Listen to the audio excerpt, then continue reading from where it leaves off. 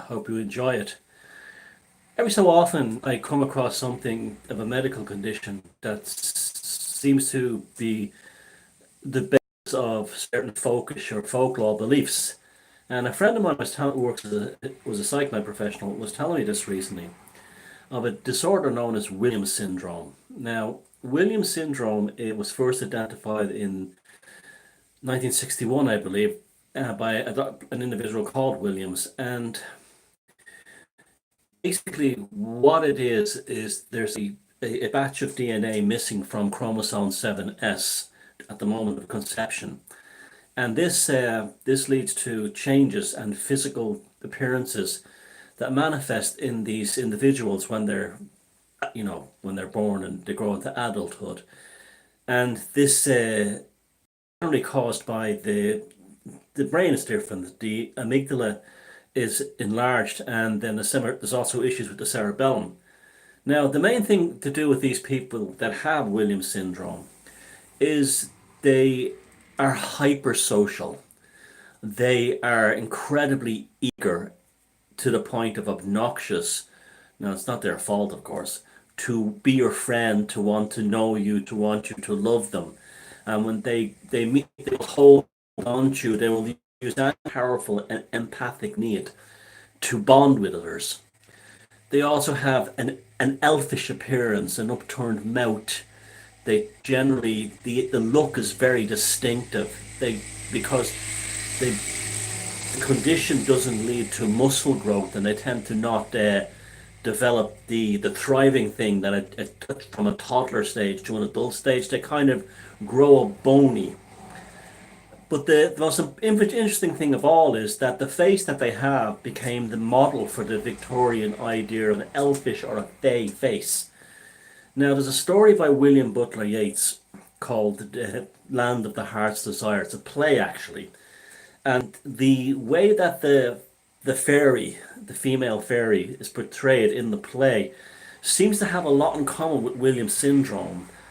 It's very hypersocial, very full on, very intense, and also very empathic.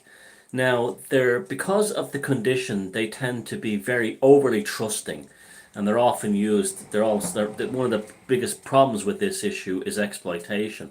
Sadly, when they're growing up as kids, they make constant eye contact.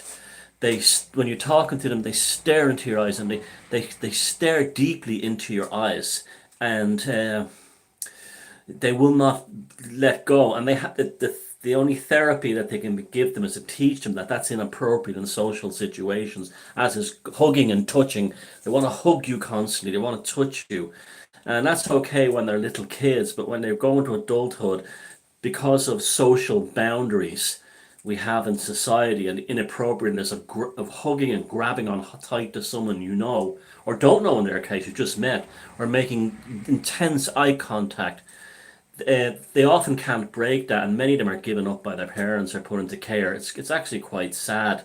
It reminds me so much of stories of changelings and things like this. Now, the Williamson syndrome, there's other weird things. It's like one of these weird things. When they're asked to name an animal, they nearly always shout brontosaurus, no matter where they are in the world.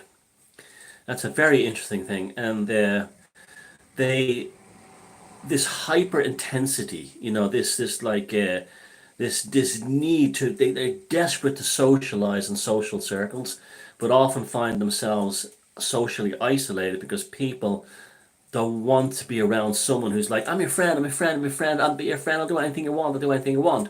Now, it's not fake, because they've been shown to be genuinely empathic, genuinely caring. They're very considerate towards other people, and they've been shown as babies to have no racial prejudice compared to children they don't have Williams syndrome. So it has a lot of benefits to it as well. But because of the world we live in, it's considered inappropriate how they behave, and sadly it seems it's going to get worse with all this political correctness and all these SJWs and all these woke types of boundaries. Don't touch me, don't look at me, visual rape, proximity rape. And these people with Williamson syndrome are looking at a very bleak future, considering what colleges and universities and companies and organizations and schools are pumping out these days. But it does make you okay. There's two ways of talking about it. Is this the role? Is it this condition the origin of the Fae, the elfish type person, someone that they say is away with the fairies or has a touch of the fairy in them? Yeah, true. But also, is it, I often wonder if some of these conditions are actually different forms of human beings rather than being a disease or a disorder. Unlike say psychopathy, we know exactly what causes Williamson syndrome. It's a lack of distribution of genetic material in chromosome 7S. Now we have that. We know exactly what caused it. It's almost like it's deliberately being done. Now, so that's a really, this is one of these things like if you're studying the occult, you must study science as well as art, as well as anything else. You cannot turn, we're not New Agers, we're not religious nuts. We don't turn our backs on science. We seek to understand.